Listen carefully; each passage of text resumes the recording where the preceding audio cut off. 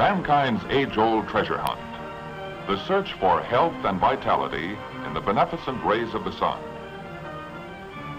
Today, millions of people make regular pilgrimages to bathing beaches, mountain peaks, and other places especially favored by the sun, seeking its health-giving bounty. In ancient times, people reverenced the sun as the god of health, sending life to earth dwellers. In this bit of sculpture, over 3,300 years old, are a king and his family seated in the sun.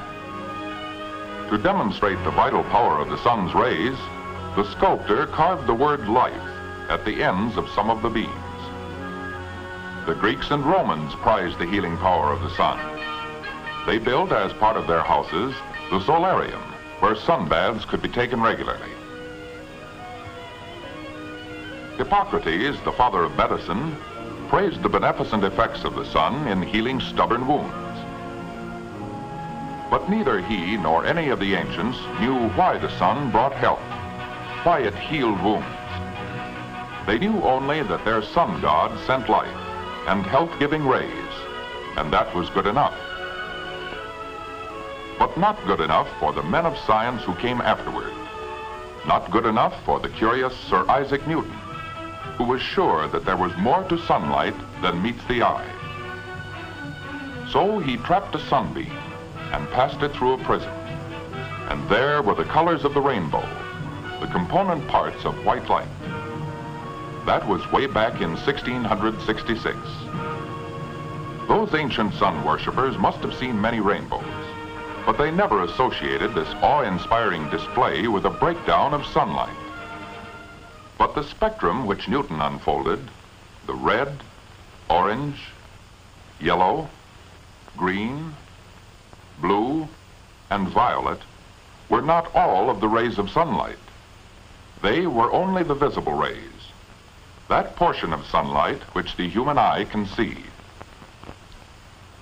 In 1800, the great English astronomer Herschel discovered the long invisible red rays which transferred more heat than the visible red rays.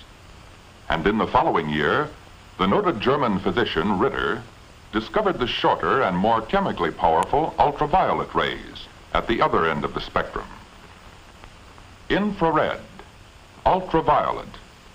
We can't see them. How do we know they exist? Well, here, for instance, is a whistle. Not just an ordinary whistle, it's a dog whistle, which creates sound waves pitched too high to be heard by the human ear. But dogs hear tones of a higher frequency than human ears. Fido hears it, though we can't. Light, like sound, travels in waves. These waves, like ocean waves, can be measured. The length of a wave being the distance from the crest of one wave to the crest of the next wave. Ocean waves are the longest which we see in nature.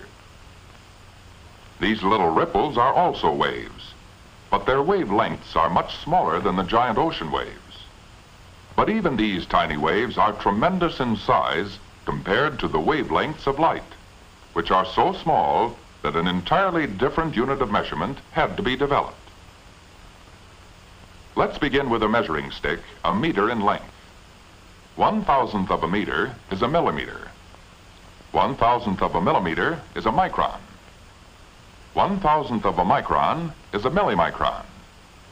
But even the millimicron is not quite small enough to measure some of the newly discovered invisible rays. So the Swedish physicist Angstrom divided the millimicron by 10 and got 1/10,000,000th of a meter, or an angstrom unit, the accepted unit of measurement of light. Visible light extends from 7,700 angstrom units for the visible red down to 3,900 for the visible violet. But the invisible infrared rays go up into the hundreds of thousands, while the invisible ultraviolet rays drop down to about 100 angstrom units. The existence of these rays had been known to science for more than 150 years, but it wasn't until 1877 that a sensational discovery was made by two English scientists. Their discovery was the start of the great modern development of ultraviolet therapy. These men exposed a tube of microscopic organisms to the sun. They then wrapped a second tube containing organisms in black paper and placed it next to the first. After several hours of strong sunlight, they found that the covered tube was alive with microscopic organisms, while the exposed tube was free of them. This experiment, plus others, proved that it was the short ultraviolet rays, and only the ultraviolet rays, which killed bacteria. That is, they were bactericidal. But the ultraviolet rays of the sun could not be depended upon, for unfortunately, ultraviolet light, as offered by nature, is very changeable and unreliable. It varies in different parts of the world, different seasons of the year, and different times of the day. In addition, and even more important, most of the valuable rays are soaked up by the Earth's atmosphere. The long infrared heat rays get through the Earth's atmosphere easily, but only the few ultraviolet rays near the visible part of the spectrum reach the Earth's surface. And those few that do get through are further dissipated by the haze and smoke of modern industrial life. Even the glass in our homes and our modern clothes prevent us from getting any of the benefits of the sun's valuable ultraviolet rays. In 1893, Dr. Finsen of Denmark, who knew the bactericidal nature of ultraviolet rays, and also that sunlight was not dependable, looked elsewhere for a source of these curative rays. He developed a carbon arc lamp and a system of quartz lenses. He used quartz because it is one of the very few known substances which permits the transmission of all the ultraviolet rays. He concentrated strong ultraviolet rays on small sections of diseased skin and was able to clear up the horrible disfiguring lesions of lupus vulgaris, a tubercular infection of the skin. Another great advance in ultraviolet therapy came at the end of World War I. Lacking cod liver oil, Dr. Holczynski, a Berlin physician, exposed children suffering from rickets to artificial ultraviolet rays. In a few months, these miserable little creatures with warped bones, flabby muscles, and inflated bellies were changed back into fun-loving children. After this discovery, ultraviolet therapy became standard treatment for rickets. Even at this late date, however, it was not yet known just why ultraviolet rays accomplish such remarkable results. But in 1924 came the discovery of the important clue which unveiled the mystery of the cure of rickets. Doctors Hess and Steenbach, working independently, found that certain foods, including milk, became anti-ricketic when irradiated. That means exposed to ultraviolet light. Now it was known that cod liver oil irradiated skin, and irradiated foods all cured rickets. The question was, what did these three entirely different methods have in common? The answer came soon after. It was vitamin D, the vitamin which promotes the absorption of calcium and phosphorus, so necessary for the building of strong bones and teeth. Vitamin D is produced in plant and animal life by exposure to certain ultraviolet rays. We know that green plant pigment, chlorophyll, is produced in plants only when they are exposed to sunlight. Keep a plant in the dark, and the leaves lose that rich green color. They become pale, and the plant slowly dies. Deny sunshine to human beings, and they also lose their healthy skin color. They become pale, listless, and fall easy prey to disease. What did sunlight do to keep plants and human beings healthy? It was found that ultraviolet rays act on a substance in the leaves of plants and in the skins of animals. This substance, known as sterol, is changed to vitamin D. The vitamin D is picked up by the capillaries in the lower layer of the skin. The ultraviolet rays also swell the capillaries so that the blood flows faster and more freely and carries the vitamin D throughout the body.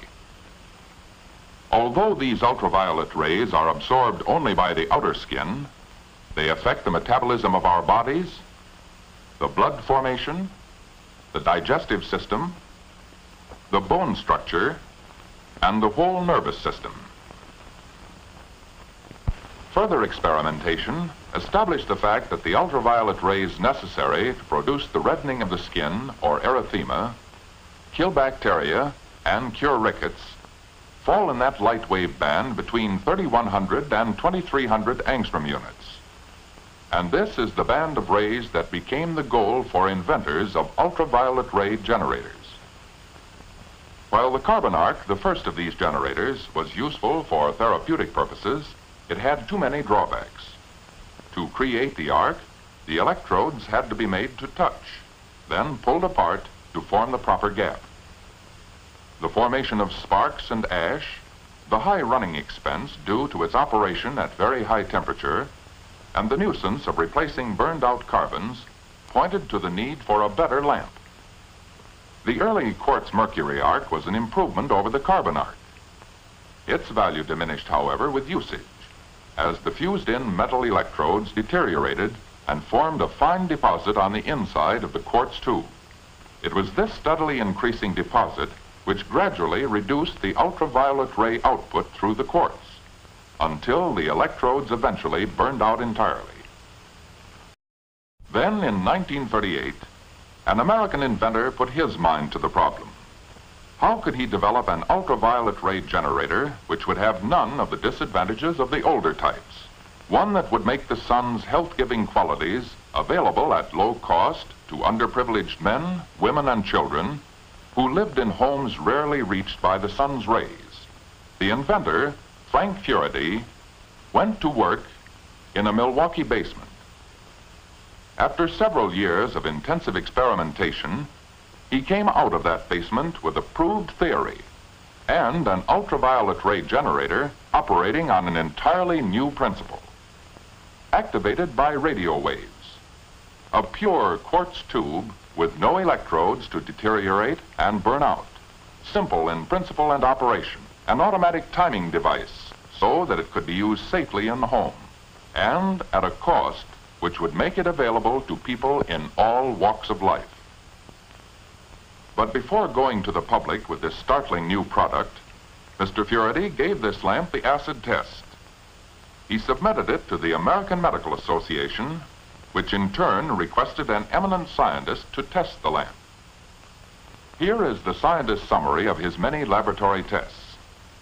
The Suncraft ultraviolet lamp produces actinic rays of proper quality and sufficient quantity for the production of skin erythema and pigmentation for bactericidal action and for anti-rachitic effects, prophylactic as well as curative. And here's the home of Suncraft, dedicated to the health of the American people.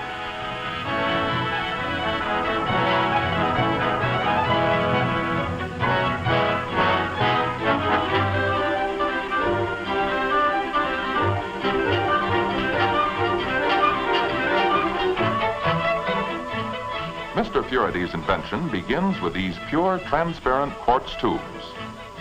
Quartz being one of the very few known materials that completely transfers all of the ultraviolet rays. Experts reduce the long quartz tubes to the length of the lamp.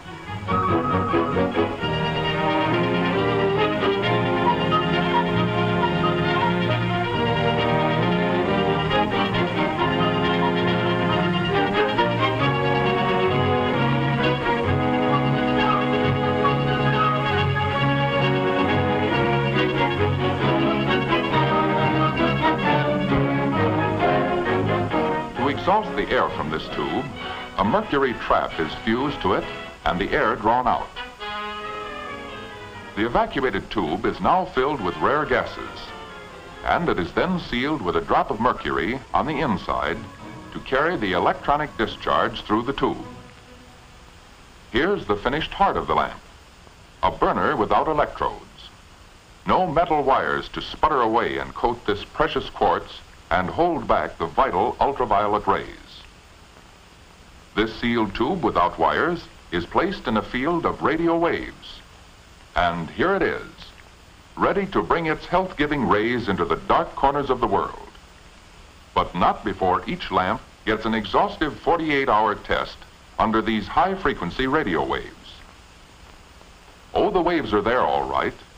You can't see them any more than you can see the ultraviolet rays, which are now pouring through these crystal-clear quartz envelopes. But here's a piece of willemite which is sensitive to ultraviolet light. Notice how it glows when it is exposed to the rays. To emphasize the importance of the quartz tube, an experimental lamp was made up of ordinary glass. Very little, if any, of the ultraviolet rays get through to the willemite. On the production line, skilled hands carefully, meticulously, bring together the numerous small parts. These are hands of people who are mindful of the fact that they are not just assembling a lamp. These nimble fingers are building health, human health. These are not just craftsmen, they are sun craftsmen with a keen sense of responsibility. For in each lamp, they weave the reputation and integrity of suncraft. They are dispensers of health with an unusual pride of performance, inspired by an understanding and kindly leadership.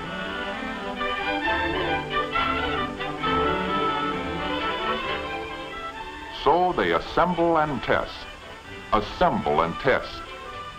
Test to make sure that the eventual user will receive the greatest benefits from the vital rays which are to pour into hundreds of thousands of homes. Tests of its automatic timing device to assure just the proper amount of health-giving rays and no more. And as final guarantee of safety to users of suncraft, a carefully written booklet and goggles to protect the eyes are wrapped with each lamp for shipment. And now let's see the visual proof of the scientist's report. This man is giving his face a 6-minute exposure to suncraft's ultraviolet rays. Next morning, he seems rather pleased with the healthy outdoor appearance created by the swelling of the capillaries under the skin. This sunburn or erythema is the first prerequisite of ultraviolet therapy. Now, let's test the germ-killing effect of exposure to the suncraft lamp. Under the microscope are living organisms on a quartz slide, so that the ultraviolet rays can reach them. Looking through the microscope, we can see the effect of the ultraviolet rays on these organisms. It is this germ-killing property of ultraviolet rays which helps to heal stubborn wounds, and this ability to kill germs is transferred to the bloodstream by the action of the ultraviolet rays on the skin.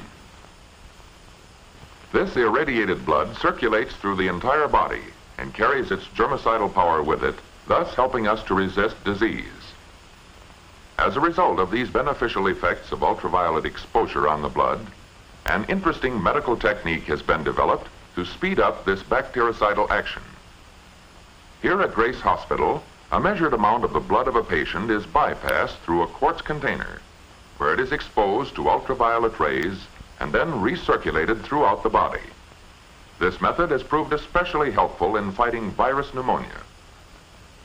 In contrast with this technique of bringing the blood to the ultraviolet rays, a quartz applicator has been developed to carry the rays into the body cavities.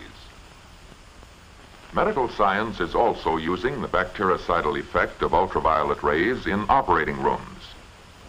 Suncraft ultraviolet ray generators are being used at Henroten Hospital to kill airborne bacteria, so as to reduce the possibility of infections from operative wounds and to heal incisions more rapidly. Most of the airborne bacteria in a room can be destroyed without danger of overexposure to any of the room's occupants. Now as to the anti-rachitic effects of the suncraft lamp which the scientist reported. Here are two little brothers, same size, same age, same weight, and same state of health. Both of them will be fed identical meals, deficient in calcium and phosphorus, so as to induce rickets. But the one will get daily ultraviolet exposure from the suncraft lamp during this experiment. Now, compare the two after a week of the calcium-deficient diet. it's difficult to believe that they are the same age. The little fellow is below par in appearance and shows many of the deformities seen in rachitic children. The ultraviolet rays supplied by the Suncraft lamp made up for the deficiency of the diet in the big brother. As we saw previously, ultraviolet rays activate the sterols in the skin. The vitamin D thus released is absorbed by the bloodstream and distributed around the entire body. The released vitamin D stimulates the absorption of calcium and phosphorus, which are necessary for the building of strong bones and teeth. The United States Armed Forces have long been advocates of ultraviolet radiation. A special Suncraft lamp has been designed for the purpose of irradiating the entire body front and back. These special Suncraft lamps are so powerful that within 4 minutes, the entire body is bathed in health-giving ultraviolet rays. These lamps, too, are equipped with burnout-proof Suncraft quartz tubes, in which the intensity of the ultraviolet rays will never lessen, no matter how often nor how long they are used. In many types of skin diseases due to bacterial infection, ultraviolet rays are of great usefulness. In the Handbook of Physical Therapy of the American Medical Association, we find the following statement. It appears to be the general impression in the medical profession that ultraviolet radiation is of great value in dermatology. Among the skin diseases benefited by ultraviolet therapy are pityriasis rosea, impetigo, psychosis or barber's itch, ulcers and wounds that refuse to heal, psoriasis, and acne. We have seen that many diseases respond to the beneficial effects of ultraviolet rays. But prevention of disease is even more important. The reflector of the flexible Suncraft lamp may be readily detached so as to follow the motions of a wriggling infant. One of the greatest day-to-day uses in the home for this ultraviolet generator is the prevention of disease by building and maintaining good health. The usual peeling of the skin may be avoided by applying a little Suncraft skin cream before exposing the face to the ultraviolet rays. Like the food we eat, these rays are essential to good mental and bodily health. They increase the sense of well-being and alertness of mind and act as a tonic in the winter months. They are as natural and necessary for the skin as cleanliness and fresh air. Ultraviolet rays improve the health of the skin, and a healthy skin is a beautiful skin. Suncraft's tonic effect on the nervous system induces deep, restful sleep in safety. It is the only ultraviolet ray generator designed for the home which does not deteriorate with use. It continues to send its full quota of beneficial ultraviolet rays through its crystal clear quartz year in and year out, effectively and safely. From its humble beginning in the basement, Suncraft is today sending its beneficent rays to all corners of the world.